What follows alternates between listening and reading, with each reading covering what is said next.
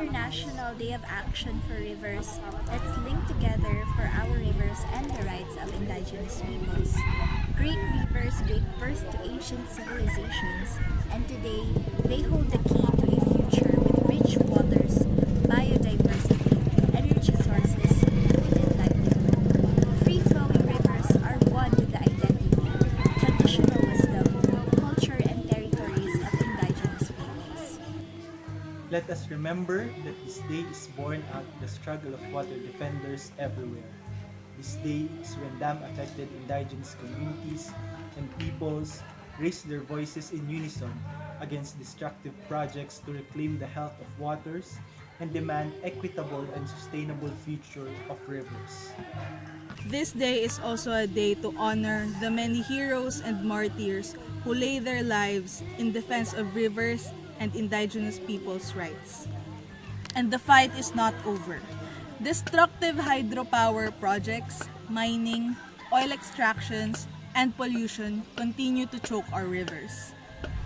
Capitalist powers, international finance institutions, extractive businesses, transnational corporations, and the governments continue to be the biggest problem of rivers. And for what? For selfish interest and super profits.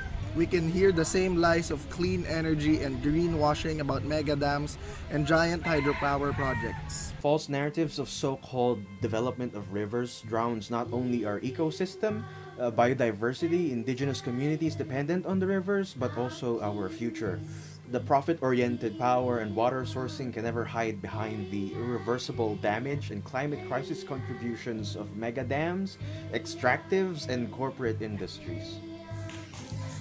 Massive human rights violations, forced displacement and relocation, criminalization, militarization, and killings with impunity became the norm for those defending their rights and their rivers.